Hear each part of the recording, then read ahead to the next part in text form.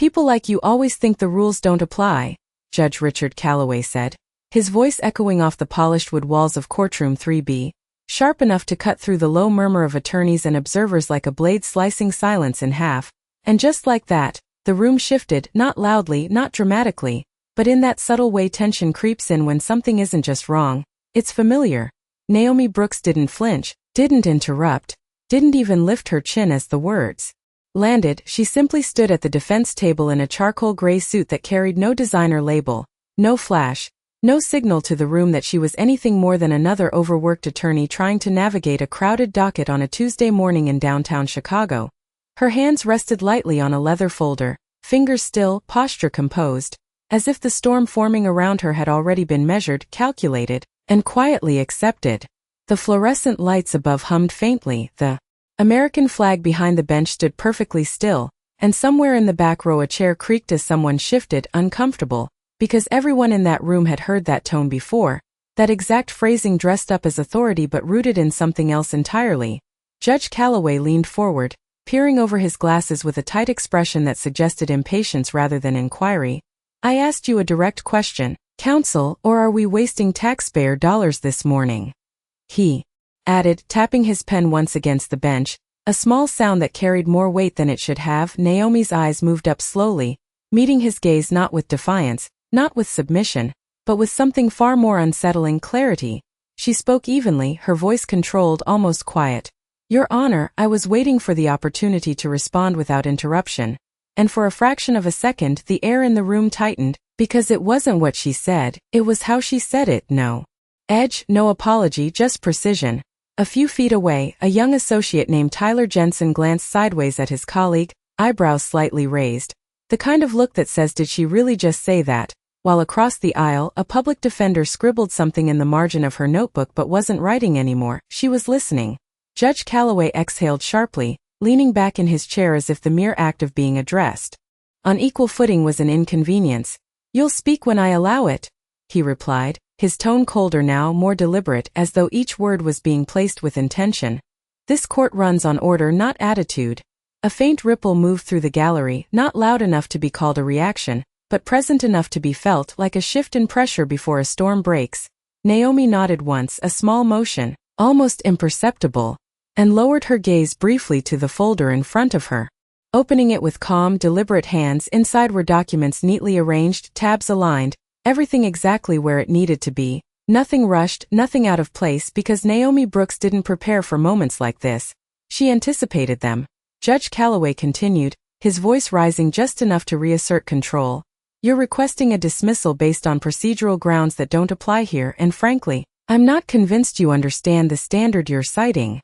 A faint scoff followed, subtle but unmistakable, and that was the moment it crossed the line from skepticism into something else, something the room recognized but didn't name. Naomi closed the folder slowly, placing her hand flat against it, grounding herself not because she was shaken, but because she was choosing her timing, choosing her moment, because timing in rooms like this was everything. In the second row, a law student named Marcus Hill leaned forward slightly, his notebook forgotten in his lap, watching closely because there was something about the stillness in her posture that didn't match the narrative being built around her, something that suggested this wasn't uncertainty, it was restraint. Judge Calloway adjusted his robe, glancing briefly at the clock mounted on the wall. I'm issuing a $500 fine for what I consider a misuse of court time, he said firmly, the number landing heavier than it should have, not because of the amount, but because of what it represented, a judgment. Passed too quickly, too confidently. Payable within 30 days or further sanctions will apply. And there it was, the gavel tap that wasn't a gavel, the decision made before the full story had even been heard. Naomi didn't react immediately, didn't argue, didn't protest, she simply stood there for a beat longer than expected, her silence stretching just enough to make the room aware of it, to make people feel it. And in that silence something shifted again, quieter. This time deeper, because this wasn't the silence of defeat.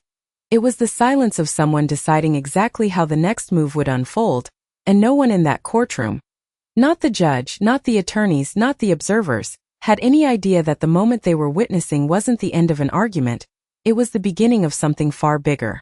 Naomi Brooks did not reach for her wallet, did not question the amount, did not even glance at the clerk who had already begun typing the fine into the system as if the decision had been inevitable from the start.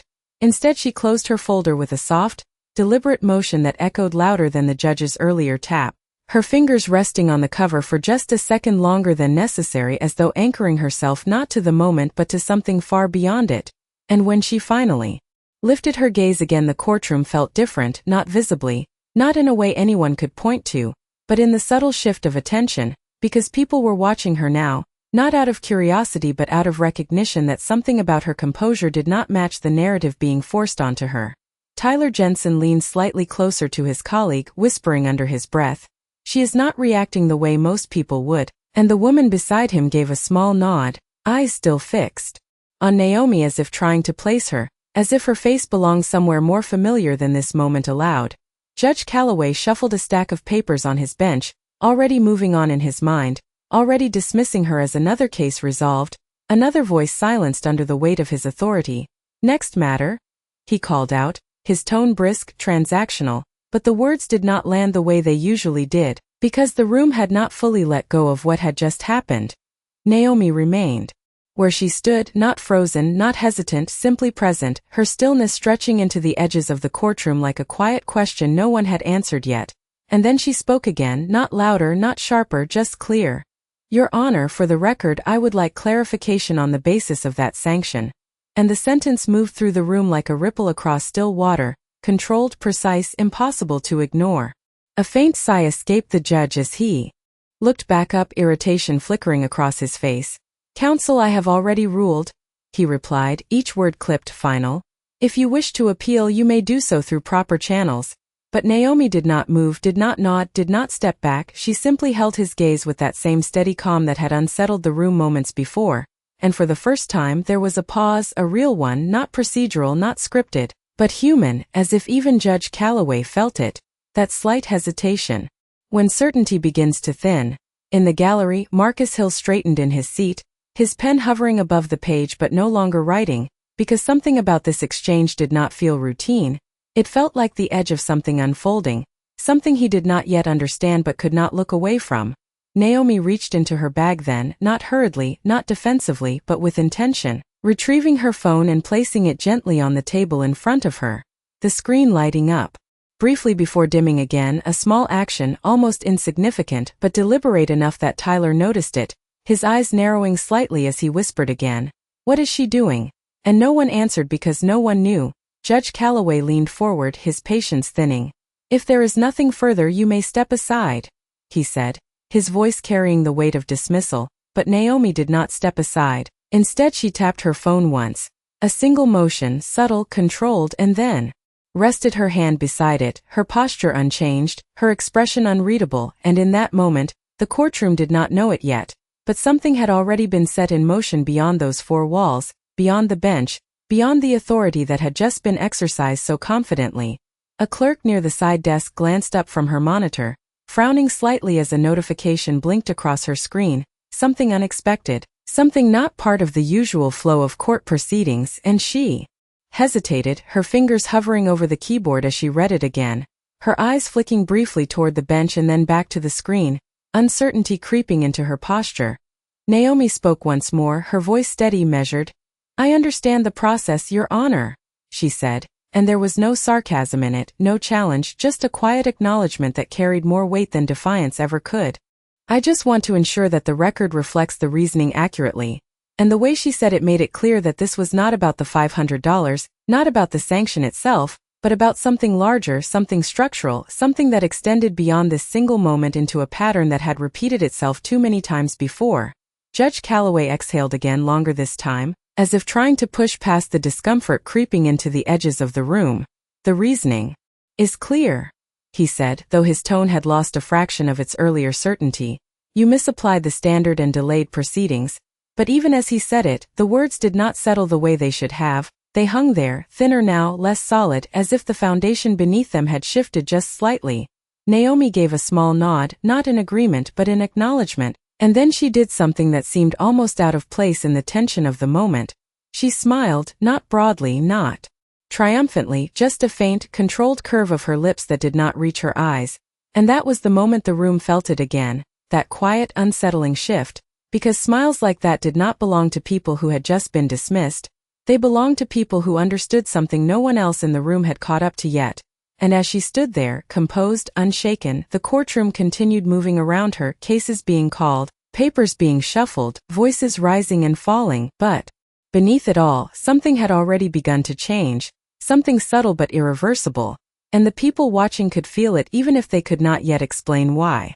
The courtroom did not return to normal, even though the docket continued, even though another case was called and another attorney stepped forward, because something in the air had shifted and refused to settle, like a pressure change that lingered just beneath the surface, unnoticed by those who did not want to notice but unmistakable to those who were paying attention.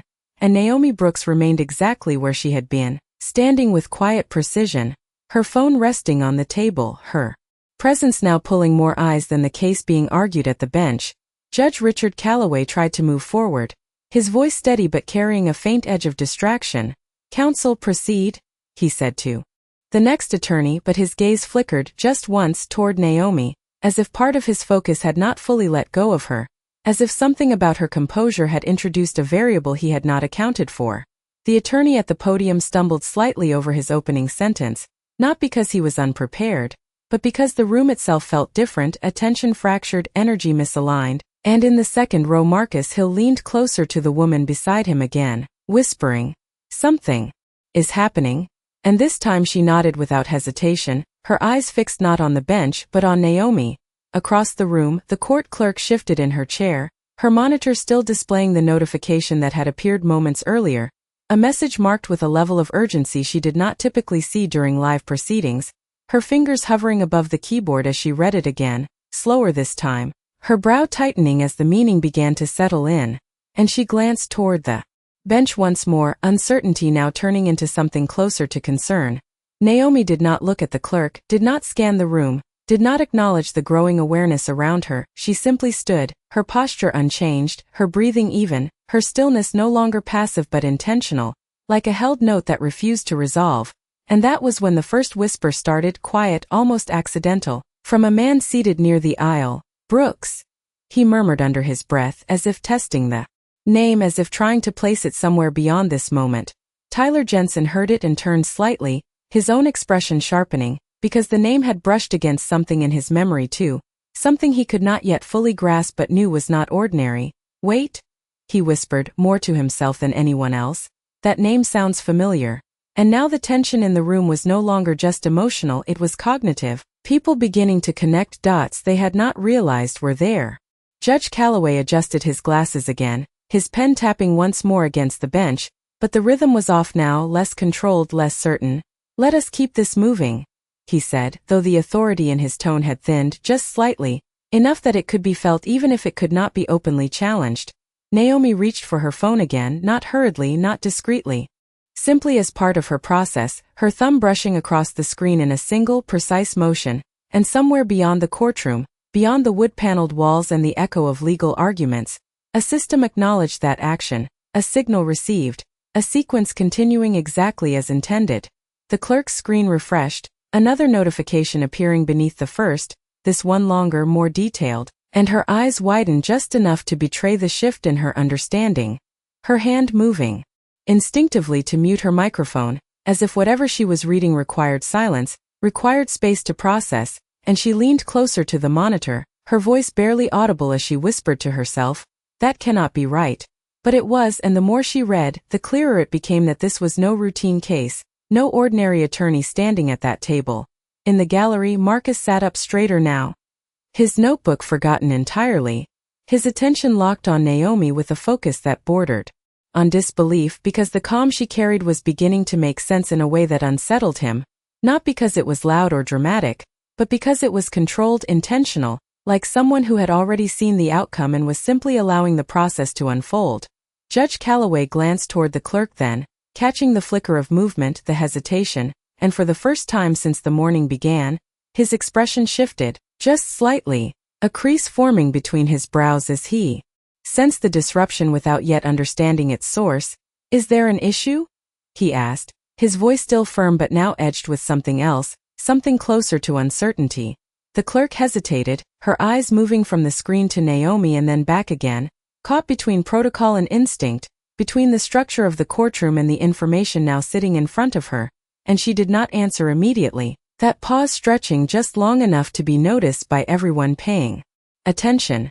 Naomi lifted her gaze once more, her eyes meeting the judge's not with confrontation, not with challenge, but with a quiet, undeniable awareness, and in that moment the room felt it again, that shift, deeper now, heavier, as if the foundation beneath the proceedings had begun to move, not visibly, not violently, but enough that those standing on it could no longer ignore the possibility that everything they thought they understood about this moment was about to change. The pause stretched just long enough to become undeniable, not awkward, not accidental, but heavy, like a courtroom holding its breath without realizing it. And when the clerk finally spoke, her voice did not carry the usual procedural rhythm, it carried hesitation. "Your Honor," she said carefully, eyes still flicking between the screen and Naomi Brooks. "There appears to be an internal notification tied to this case," and the wording alone was enough to ripple through the room, because nothing about that sentence belonged in the middle of a routine docket. Judge Richard Calloway straightened slightly, his posture tightening as he tried to reassert control over a situation that had begun slipping through his fingers in ways he could not yet define. "Then handle it after proceedings," he replied, his tone sharper now, more directive, as though dismissing the interruption would restore order. But the clerk did not immediately comply, and that hesitation, small as it was, shifted the room again. Naomi remained still, her gaze steady, her expression unchanged, but there was something in the set of her shoulders now, something that suggested the moment she had been waiting for had quietly arrived. In the gallery, Marcus Hill leaned forward even further, his voice barely above a whisper. "She is not just waiting anymore," he said, and the woman beside him nodded slowly, eyes narrowing as if the pieces were finally beginning to align. Tyler Jensen glanced between Naomi and the clerk, his mind racing, the name Brooks echoing louder now in his thoughts, and then it clicked, not fully, not completely, but enough to send a jolt of realization through him. "No way," he murmured under his breath, his tone shifting from curiosity to disbelief. Judge Calloway noticed the shift in the room, the subtle loss of control, and his voice rose just enough to push back against it. "Counsel, if you have concluded your position, step aside so we may proceed," he said, directing the words toward Naomi with renewed firmness, but the authority behind them no longer landed cleanly. It met resistance, not spoken, not visible but present. Naomi finally moved, not away from the table, not in compliance but forward, just a single step, measured, deliberate, her hand resting lightly on the edge of the defense table as she spoke. "Your Honor, I believe the record is still incomplete," and the sentence carried through the courtroom with a clarity that silenced even the quiet whispers that had begun to build. The judge's expression tightened, irritation giving way to something closer to unease. "The record is complete," he said, though the certainty in his voice had thinned again. "You have been heard." And that was when Naomi's eyes shifted briefly, not to the judge but to the clerk, a single glance, precise and intentional, and it was enough. The clerk swallowed, her hand moving instinctively to the keyboard before stopping again, caught between instruction and obligation, because what sat on her screen was no longer something that could be delayed, no longer something that fit neatly into procedural timing, and when she spoke again her voice carried a different weight, quieter but firmer. "Your Honor, this notification is marked as immediate compliance review," and the words landed like a crack through the surface of the room. Judge Calloway's pen stilled in his hand, the tapping gone, replaced by a stillness that mirrored Naomi's but lacked her control. "Compliance review of what?" he asked, his voice lower now, more cautious, and for the first time that morning, the question was not rhetorical, it was real. The clerk hesitated only a fraction of a second before answering. "Judicial conduct oversight, sir." And the air in the courtroom shifted again, deeper this time, heavier, because everyone in that room understood what those words meant even if they did not yet understand why they were being said right now. Tyler Jensen exhaled slowly, his earlier disbelief settling into something sharper, more certain. "That is not random," he whispered, his eyes fixed on Naomi, and across the aisle, another attorney straightened in his seat, the tension now visible in the way people held themselves, in the way conversations had stopped entirely, replaced by a collective focus that no one had planned but no one could escape. Naomi did not speak immediately. She allowed the moment to breathe, allowed the weight of the clerk's words to settle fully into the room, into the bench, into the space where authority had just been exercised so freely, and then she lifted her gaze back to Judge Calloway, her voice calm, steady, and unmistakably intentional. "Your Honor, I would advise that we pause proceedings," she said, not as a request, not as a suggestion, but as a statement placed exactly where it needed to be. The judge stared at her for a moment, the silence stretching again, but this time it was different. This time it was not just tension, it was recognition beginning to surface, incomplete but undeniable, and somewhere in the back of the room Marcus Hill whispered under his breath, "This is not her being judged anymore." And no one corrected him because in that moment it felt true. The silence did not break, it deepened, settling over the courtroom like a weight that pressed into every corner, every chair, every breath taken a little more carefully than before, and Naomi Brooks stood at the center of it, not as someone caught in the moment, but as someone who had already moved beyond it, her presence no longer reactive but anchored, deliberate, unshaken. Judge Richard Calloway shifted in his seat, the authority that had filled his voice earlier now edged with something less certain, something that had not existed even minutes ago. "This court does not pause based on speculation," he said, attempting to reassert control, but the words did not land with the same force, they felt thinner, like a statement trying to hold its shape after something beneath it had shifted. Naomi did not respond immediately, her gaze steady, her posture unchanged, and for a brief second, the room held that stillness again. But this time it carried memory, because for Naomi this moment was not new, it was familiar in a way that ran deeper than the courtroom, deeper than the polished wood and the raised bench, deeper than the title of the man speaking down to her. She remembered another room, smaller, colder, years ago, when she had stood at the edge of a courtroom as a law student, her suit too plain, her voice too quiet, her presence too easily dismissed. She had been asked to wait outside then, told that space was limited, told that proceedings were for those who belonged, and she had stood in the hallway with her notes in hand, listening through a door that never opened for her, carrying the weight of a message that had nothing to do with law and everything to do with perception. That memory did not shake her now, it steadied her, because she had built her career not by avoiding moments like this, but by understanding them, by learning how systems revealed themselves not in policy but in behavior. Back in the present, the courtroom shifted again as the clerk cleared her throat softly, her hesitation now replaced by a quiet urgency. "Your Honor, this is not a routine flag," she said carefully, her eyes flicking once more to Naomi before returning to the bench. "It is tied to an active oversight protocol," and the phrasing alone carried weight, enough that several attorneys in the room exchanged quick glances, the kind that pass information without words. Tyler Jensen sat up straighter, his earlier uncertainty now replaced with a growing realization that settled into his chest like a truth he could not ignore. "Oversight protocol does not trigger like that," he whispered, almost to himself, and the woman beside him nodded slowly, her gaze never leaving Naomi. Judge Calloway's jaw tightened, his fingers pressing more firmly against the bench as if grounding himself. "Then we will address it after this session," he replied, but even as he spoke, the timing no longer felt like his to control, because the room had shifted into something else entirely, something less procedural and more revealing. Naomi finally moved again, not stepping back, not yielding space, but placing both hands lightly on the table in front of her, a subtle shift that carried intention, and when she spoke, her voice was calm, measured, and unmistakably grounded in certainty.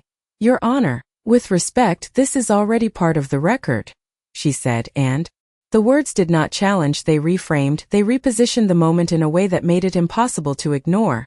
A faint murmur passed through the gallery, not loud enough to disrupt, but present enough to confirm that the room was no longer aligned with the bench alone. Marcus Hill leaned forward again, his voice barely audible. "She is not reacting to him," he said, his tone filled with quiet awe. "She is operating above this." And no one around him disagreed, because it felt true in a way that did not need explanation.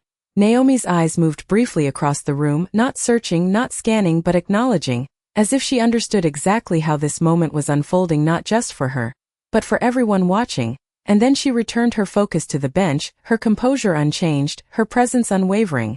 The clerk's screen refreshed again, another update appearing, more detailed, more urgent, and this time she did not hesitate as long, her voice carrying a clearer sense of responsibility. "Your Honor, the protocol indicates immediate acknowledgement is required," she said, and the word immediate landed heavier than anything that had been said so far, because it removed delay, it removed discretion, It removed the option to treat this as something that could wait. Judge Calloway exhaled slowly, the sound more controlled than before but no less telling. And for the first time since the proceedings began, he did not speak right away, the pause stretching into something that felt less like authority and more like calculation, as if he were reassessing a situation that no longer fit the assumptions he had started with. Naomi remained still, her presence now the quiet center of a room that had begun to shift around her, not dramatically, not loudly, but undeniably, and in that stillness, in that measured control, the memory of who she had been and the reality of who she had become stood side by side, not in conflict but in alignment, because this was not just a moment of tension, it was a moment of exposure, not of her, but of the system itself, and as the weight of that realization settled into the courtroom, it became clear to those paying attention that what was unfolding was no longer about a fine, no longer about a ruling, but about something far more significant, something that had been set in motion long before this morning, and was now arriving exactly where it needed to be. The courtroom no longer felt like a place of routine proceedings, it felt like a space waiting for something to land, something inevitable, and Naomi Brooks stood in the center of it with a stillness that no longer read as patience but as control, the kind of control that does not need to announce itself because it is already in motion. Judge Richard Calloway leaned back slightly, his eyes narrowing as he studied her more closely now, not as just another attorney on his docket, but as a variable he had not accounted for. If there is a point you are trying to make, counsel, I suggest you make it directly, he said, his voice steady but edged with something new, something cautious, and that shift did not go unnoticed. Naomi tilted her head just slightly, not in defiance but in acknowledgement, as if the statement itself confirmed exactly what she had expected, and when she spoke, her voice carried that same measured precision. The point has already been made, Your Honor, she said, and the sentence settled into the room like a quiet conclusion no one had been ready for. A faint tension moved through the gallery, not loud, not disruptive, but present in the way people leaned forward, in the way breaths were held a second longer than usual, because the dynamic had changed and everyone could feel it even if they could not yet fully explain it. The clerk's monitor refreshed again, this time with a soft chime that broke through the silence just enough to draw every eye toward her station, and she froze for a brief second before looking up, her expression no longer uncertain but resolved. Your Honor, she said again, her voice firmer now, the Oversight Office is requesting immediate acknowledgement from the bench, and the phrasing carried authority of its own, not louder than the judge's voice but somehow just as powerful. Tyler Jensen sat back slowly, his earlier disbelief now replaced by certainty, his voice barely a whisper. This is not internal anymore, he said, and across the aisle another attorney nodded, eyes fixed on Naomi as if seeing her clearly for the first time. Judge Calloway's fingers tightened around his pen before he set it down completely, the small movement marking a shift that did not require words. And when he spoke again, his tone had changed, not dramatically but enough to be felt. And what exactly is the nature of this request? He asked, directing the question toward the clerk but keeping his gaze on Naomi, as if the answer might already be standing in front of him. The clerk hesitated only long enough to confirm what she was reading, then answered. It indicates that the current proceeding has been flagged for review under judicial conduct standards, effective immediately. And the words did not echo, they settled, heavy, undeniable, removing any remaining illusion that this was a routine interruption. Naomi did not react outwardly, but there was a shift in her posture, subtle, almost imperceptible, her shoulders relaxing just slightly, not from relief but from confirmation, as if the mechanism she had set in motion had now reached its next phase exactly as intended. In the back row, Marcus Hill exhaled slowly, his voice carrying quiet disbelief. She knew this would happen, he said, and the realization moved through the room like a current, connecting the stillness of her earlier actions with the unfolding consequences now visible to everyone. Judge Calloway straightened, his authority still present but now layered with something else, something closer to awareness, and for the first time that morning, he did not immediately assert control, he assessed, his gaze shifting briefly to the clerk's screen then back to Naomi. Counsel, he said, the word landing differently now, less dismissive, more deliberate. Are you suggesting that this review is connected to your motion? And the question, though measured, carried the weight of a realization forming in real time. Naomi met his gaze without hesitation, her expression calm, her voice steady.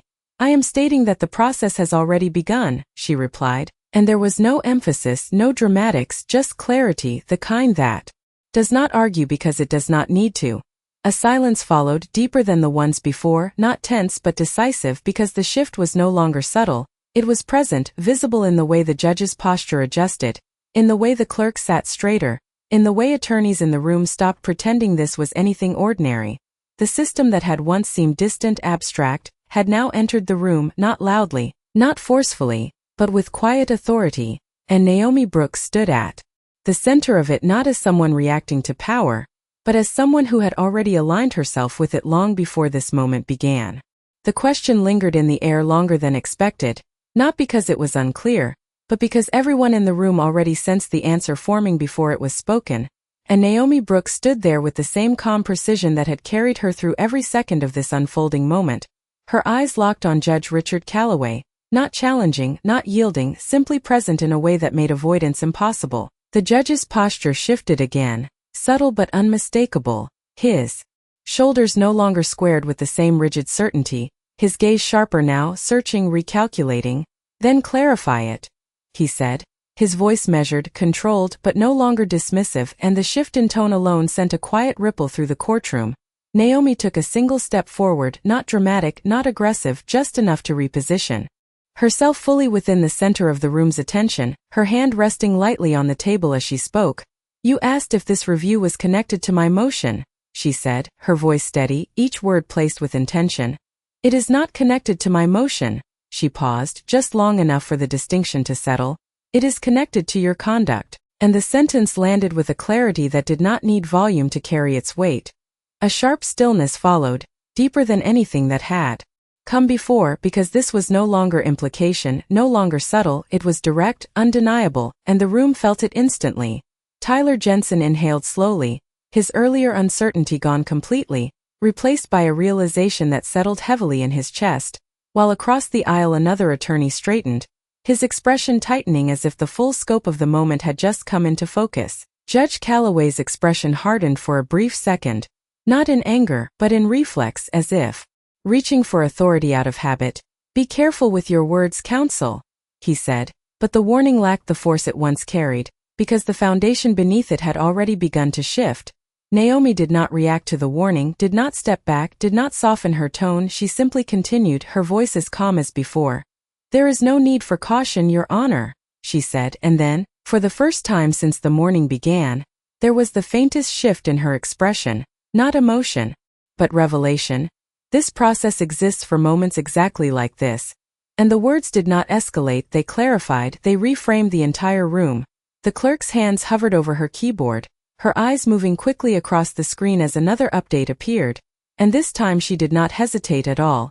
"Your Honor," she said, her voice carrying a new level of urgency. "The Oversight Office has confirmed that the review is active and linked to this proceeding in real time." And the phrase real time settled into the space like a final piece clicking into place. A low murmur passed through the gallery, no longer restrained, no longer subtle, because the implications were now impossible to ignore. Marcus Hill sat frozen, his voice barely a whisper. "This is happening live," he said, and no one corrected him because it was true. Naomi's gaze never left the bench, her presence unwavering, her composure now fully understood for what it was, not patience, not restraint but control, the kind that does not need to raise its voice because it is already being heard. Judge Calloway leaned forward slightly, his hands pressing against the bench, and for the first time there was no immediate response, no quick assertion of authority, only a pause, a real one, as the reality of the situation settled into him piece by piece. Naomi allowed the silence to hold, allowed the weight of the moment to build fully before she spoke again, her voice lower now, but sharper in its clarity. "You issued a sanction without full review," she said, each word precise. "You dismissed a motion without allowing argument, and you characterized that as a misuse of time." She paused again, not for effect but for accuracy. "That is exactly the type of pattern this process is designed to evaluate." And the statement did not accuse, it documented, it defined. The courtroom did not move, no one shifted, no one spoke, because the moment had crossed a threshold, and everyone present could feel it. Naomi straightened slightly, her posture aligning with something larger than the room itself, and then she delivered the line that reframed everything, not loudly, not dramatically, but with absolute certainty. "I am Naomi Brooks," she said, her voice steady, unshaken. "And I oversee judicial conduct review for this state as the elected leader of the Bar Association." And the words did not echo, they settled, final, irreversible, turning the entire room in a single silent instant. The silence that followed was complete, not empty but full, filled with the realization of what had just been revealed. And for the first time that morning, the authority in the room no longer sat solely behind the bench. The silence did not break immediately, it held, stretched thin across the courtroom like glass under pressure. Every person in that room frozen in the exact moment where understanding had just collided with reality. And Naomi Brooks stood unmoved at the center of it, her statement no longer just words but a shift in power that could be felt without being spoken again. Judge Richard Calloway did not speak, not right away. His eyes fixed on her as if recalculating everything he had said, everything he had assumed, everything that had just been exposed. In front of an entire room of witnesses, and for the first time that morning, his authority did not fill the space, it competed with it. The clerk's screen chimed again, sharper this time, more insistent, and she did not hesitate, her hands moving quickly now, her posture straightening as she spoke with a clarity that matched the moment. "Your Honor, the Oversight Office has escalated this to formal review status," she said, her voice carrying across the room with a firmness that no longer sought permission. "They are requesting immediate documentation of all actions taken during this session." And the words landed like a closing door, final, procedural, irreversible. A low wave of murmurs broke through the gallery, no longer contained, no longer cautious, because the shift was no longer subtle, it was complete, and people were no longer just observing, they were witnessing. Tyler Jensen leaned back in his chair. His expression no longer confused but stunned, his voice barely audible. "He did not know," he said, and across the aisle another attorney shook his head slowly, eyes fixed on the bench, because the realization carried weight beyond embarrassment. It carried consequence. Judge Calloway reached for his pen again but stopped halfway, his hand hovering before pulling back, a small motion that spoke louder than any statement, because it revealed hesitation where there had been none before, and when he finally spoke, his voice had changed, not entirely, but, "Enough, Ms. Brooks," he said, the name now deliberate, careful, stripped of the earlier dismissal. "If this is the case, then proper channels should have been followed before disrupting proceedings." And the sentence attempted to regain ground, to reframe control, but even as it was spoken, it did not hold the same weight, because the room had already shifted beyond that structure. Naomi did not respond immediately. She allowed the words to settle, allowed the attempt at control to exist fully. Before she answered, and when she did, her voice was calm, measured, and unmistakably precise. "The proper channel is the process itself," she said, her tone steady. "And the process does not wait for permission when conduct triggers review." And the clarity of it cut through the last remnants of resistance in the room. The clerk nodded slightly without realizing it, her eyes still on the screen as another notification appeared, her voice following almost instinctively. "Your Honor, they have also requested that the recording of this session be preserved and flagged." And that detail, simple as it sounded, carried implications that settled heavily across the courtroom. Marcus Hill sat motionless, his earlier whispers gone, replaced by a silence that reflected something deeper than curiosity, something closer to realization, because this was no longer a story unfolding, it was a system revealing itself in real time. Naomi shifted her weight slightly, not stepping back, not advancing, simply grounding herself in the moment, her presence now fully aligned with the authority she had revealed, and she spoke again, her voice carrying not just calm but finality. "This is not about disruption," she said. "It is about accountability." And the word landed with a quiet force that echoed through the room without needing volume. Judge Calloway exhaled slowly, the sound controlled but unmistakably heavier than before. His posture adjusting as if the bench itself no longer provided the same certainty it had earlier, and for a brief moment, he said nothing, the silence no longer his to command but something he had to move through. The attorneys in the room no longer pretended to focus on their notes, their attention fixed entirely on the exchange, on the shift, on the quiet dismantling of assumptions that had gone unchallenged for too long. Naomi's gaze remained steady, not confrontational, not triumphant but unwavering. And in that steadiness was the full weight of what had just occurred, not a victory, not a performance but a correction, a recalibration of something that had been allowed to drift. The clerk's fingers moved quickly across the keyboard, documenting, preserving, following instructions that had come from beyond the room. and the soft clicking of keys became the only sound for a moment, a quiet reminder that what had happened was no longer contained within those walls. Judge Calloway finally straightened, his voice returning, but different now, measured in a way that acknowledged the shift without fully surrendering to it. "The court will take a brief recess," he said, and the words, though simple, marked the first true pause of the morning, not imposed, not controlled but necessary. Naomi did not move as the room began to stir. As chairs shifted and voices rose in low, controlled tones, she remained where she was, centered, composed, her presence unchanged. Because for her, the moment had already done what it needed to do. It had revealed not who she was, but what had been hidden in plain sight all along. The movement in the courtroom was quiet but unmistakable, chairs shifting, voices lowering into controlled whispers, the kind of sound that follows a moment people know they will remember long after it ends, and Naomi Brooks remained exactly where she had been, not because she needed to stay, but because she understood that leaving too quickly would let the moment fade before it fully settled. And this was not a moment meant to fade. Judge Richard Calloway stepped down from the bench, not with the same measured authority he had carried earlier, but with a restraint that suggested awareness, his posture still upright but his movements more deliberate, as if each step now required thought where before it had been automatic. And as he passed the clerk's desk, he paused briefly, his eyes flicking to the screen, to the documentation already being compiled, to the record that now extended beyond his control. The attorneys in the room did not rush out, they lingered, some standing, some seated, all watching in a way that was no longer passive, because the line between observer and participant had blurred, and everyone present understood that they had witnessed something that reached beyond a single case, beyond a single ruling. Tyler Jensen stood slowly, his gaze fixed on Naomi, the earlier uncertainty gone completely, replaced by something closer to respect, though he did not say it out loud, because the room itself carried that sentiment now without needing words. Marcus Hill remained seated, his notebook still open on his lap, but he was no longer thinking about notes or lectures or case law. He was thinking about what it meant to stand in a space that was not built for you and refused to shrink within it, and the realization settled into him quietly, deeply. Naomi finally moved, not abruptly, not dramatically, but with the same controlled precision that had defined every action she had taken. She gathered her folder, her phone, each movement deliberate, composed, and as she turned slightly, the room seemed to shift with her, attention following not because she demanded it, but because she had earned it without ever asking.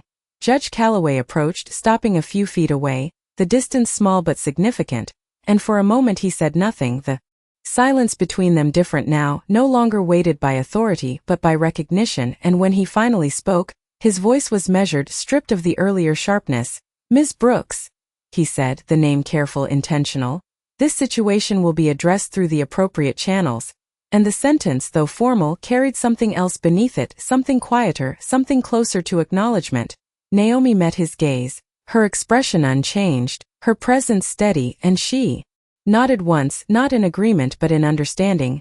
"That is the purpose of the process," she replied, her voice calm, even, and there was no trace of victory in it, no satisfaction drawn from the shift that had taken place, only clarity, because this had never been about proving a point, it had been about exposing one. The judge gave a small nod in return, a motion that might have gone unnoticed in any other moment, but here in this space it carried weight, because it marked the final shift. The quiet acknowledgement that something had been revealed that could not be unseen. Around them, the courtroom continued its slow movement toward dispersal, voices rising slightly as people began to speak again. But the tone had changed, no longer casual, no longer detached but reflective, as if each person was processing the same realization in their own way.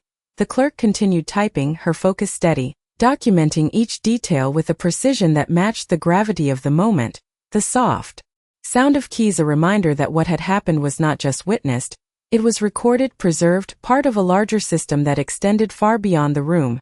Naomi turned toward the exit then, her steps measured, her posture unchanged, and as she walked, the space seemed to open for her, not out of deference but out of understanding, because the room now saw her not as someone who had been judged, but as someone who had redefined the terms of judgment itself. She reached the doorway and paused briefly, not looking back at the bench, not scanning the room, but simply standing for a second as if allowing the moment to settle fully into the space she was leaving behind. And then she spoke, not loudly, not for attention, but clearly enough to be heard by those closest, her voice steady, grounded and final. Authority is not measured by how quickly you exercise it, she said. It is measured by how carefully you hold it. And the words did not echo, they settled like everything else she had done, precise, intentional, complete. She stepped out into the hallway, the door closing softly behind her, and inside the courtroom the air remained changed, not because of what had been said, but because of what had been revealed, a quiet, irreversible shift that would linger long after the room returned to its routine, long after the docket moved on, long after the moment itself had passed, because some moments do not end when they are over, they continue, reshaping everything that comes after.